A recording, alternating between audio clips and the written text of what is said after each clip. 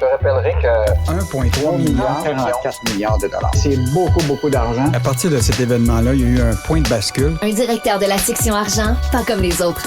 Yves Daou. C'est l'abondance, c'est l'abondance. Oh, c'est l'abondance, c'est l'abondance. Il y a le Made in China dans les supermarchés. Le Made in China dans les supermarchés. Est-ce qu'on va parler de Dollarama? Non, on parle, mais en fait, un peu. Là, on parle des épiceries à rabais qui sont de plus en plus populaires. Richard, quand je préparais ma converse avec toi, j'ai pensé à cette chanson-là d'Arthur H. Là, sur l'abondance. Écoute, hier, je passais à l'épicerie, là, et ce qui est fascinant, là, c'est on a-tu besoin de 40 marques différentes de céréales, de 30 types de marques de pain, écoute, des 12, 15 sortes de ketchup. Écoute, puis là, tu sais, on est vraiment là dans un monde où l'inflation là est en train de changer toutes nos habitudes de consommation. Écoute, les pauvres qui étaient pauvres, ça leur coûte plus cher. La classe moyenne qui pensait pas aller à rabais, tu comprends-tu, pour des coupons, le font maintenant. Puis les riches qui pensaient qu'ils ne regarderaient jamais les prix ont commencé à regarder les prix. Mais là, ce qui est encore plus fascinant, Richard, c'est que là, les gens allaient à des magasins à rabais comme Super C, Maxi, et maintenant, les gens sont rendus à aller à des magasins de surplus d'épicerie. C'est quoi ça, des magasins de surplus d'épicerie? C'est quoi ça? Écoute, il y a deux gars, là, tu sais, quand on dit capitaliste à horaire du vide, là.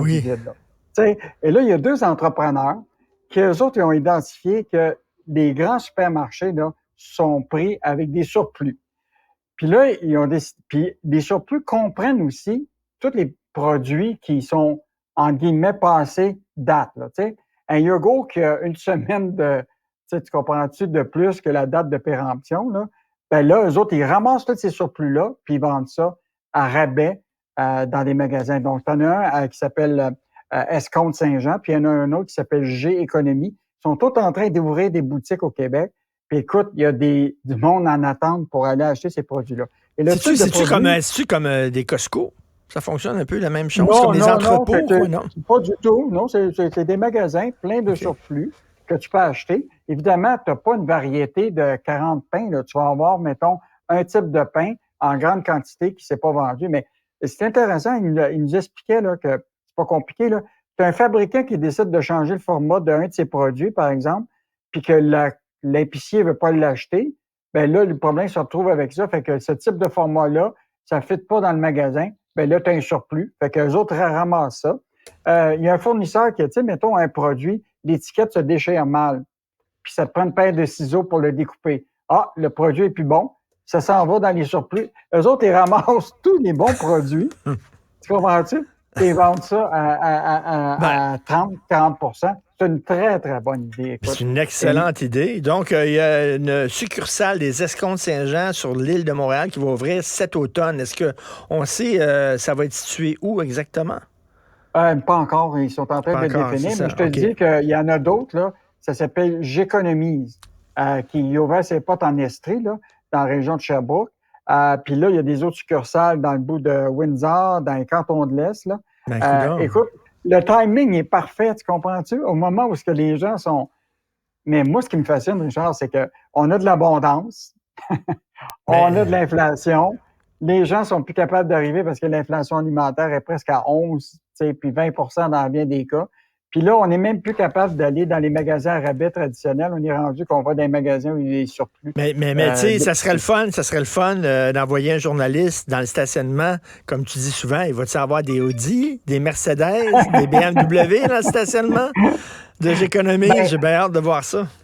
Mais tu sais quoi, Richard? Dans une SUV, tu comprends-tu? Si tu ouvres ton capot, tu as plus de chances de mettre plus de caisses de ketchup.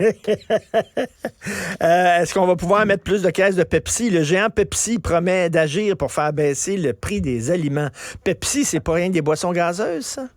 Non, mais ils ont tout ça de filiales. Par exemple, c'est eux autres qui... c'est la filiale des chips Frito-Lay's, là. C'est eux autres qui sont... ils sont dans tu sais, des gros conglomérats d'alimentation. Ils sont pas juste dans dans le domaine des boissons gazeuses. Mais tout ça pour revenir sur le rôle du Canada. Tu sais comment on est très bon à l'international, Richard. Le Canada, c'est une super puissance mondiale à l'international. Et là, on a de la misère à gérer l'international, mais là, on veut imposer, tu sais, aux grandes multinationales américaines de venir s'asseoir avec le gouvernement d'Ottawa pour baisser les produits d'inflation. Et là, tu as Pepsi puis Coca-Cola qui se sont même pas présentés à la rencontre. Donc, puis là, et là, ce qui me fascine, Richard, c'est on sait que c'est toute de la grosse politique, cette histoire-là, parce qu'ils vont pas réussir. Le Canada, là, est tout petit par rapport à faire changer des habitudes de production puis de prix des multinationales. Mais juste te dire qu'en France, là, le ministre de l'Économie, là-bas, Bruno Le Maire, là, eux autres, là, le taux d'inflation des produits alimentaires là, a bondi de presque 11-15 %. Puis là, ce qu'il a dit, là, ça va faire. Il a réuni 75 grands industriels. Écoute, puis là, les grands Nestlé, Heinz, etc. Puis il a dit, là, d'ici 2024, au début, là, il y a au moins 5000 produits là, qu'il faut qu'ils aient baissé dans les supermarchés. Donc, tu vois, écoute, le Canada, on est tout petit par rapport à des superpuissances comme la France puis d'autres pour imposer. Puis nous autres, on les appelle puis ils viennent même pas nous rencontrer. Et là, eux autres sont déplacés, mais bon. Écoute, je veux te raconter une petite anecdote personnelle, Yves. Dans les années 80, j'étais jeune chroniqueur au Journal Voir, j'avais 20 ans, je commençais à être connu dans certains milieux, là, et soudainement, je reçois un téléphone, toi. Bonjour, M. Martineau. Oui. M. Léon Courville de la Banque nationale aimerait vous inviter à dîner. Il vous trouve drôle, il aime ça, vos chroniques, puis il veut vous voir. Je dis, ah, ouais. Je saute dans un taxi, je m'en vais dans son bureau, et à côté de son bureau, il y avait comme une salle à dîner luxueuse. Et là, il y a un homme qui arrive, un serviteur, quasiment avec des gants. Tu comprends, là, tu sais, puis avec la petite cloche, tu sais, en aluminium par-dessus ton assiette. Ta-ta-ta. Et là, j'étais tout seul avec Léon Courville. Je me demandais ce que je faisais là. Il était super drôle, il était très intéressé, même si j'étais jeune, pas connu. Il voulait me rencontrer, il voulait discuter avec moi. Et après ça, je l'ai revu à quelques reprises. C'était vraiment un monsieur assez particulier. J'en parle parce qu'il est décédé. Ancien banquier, aussi vigneron. Hein, il fait un excellent vin, là, le vin Courville. Hey Richard, je veux juste te dire une anecdote aussi. Moi, j'ai géré pendant des années le fameux Canal Argent qui était à TVA. Ben oui. On recevait, tous les PDG venaient. Et celui qui était humble et qui souhaitait, puis il voulait venir tout le temps pour expliquer l'économie, parce que lui, il était à la Banque nationale. Il a même écrit un livre, ça s'appelle Piloter dans la tempête. C'était un banquier là, qui était complètement hors champ. Complètement. Non, il ne fitait pas en tout dans le système bancaire du tout. Là. Et donc, son livre est très bon à lire, Piloter dans la tempête. Et évidemment, il est devenu viticulteur. Il a beaucoup fait la promotion du vin québécois, mais il était généreux de ses propos. Donc, c'est un homme qui, effectivement, là, est décédé hier à l'âge de 78 ans. Je suis allé souper dans son vignoble. Il nous a invités, ma blonde et moi. On est allé souper avec lui. C'était un rebelle.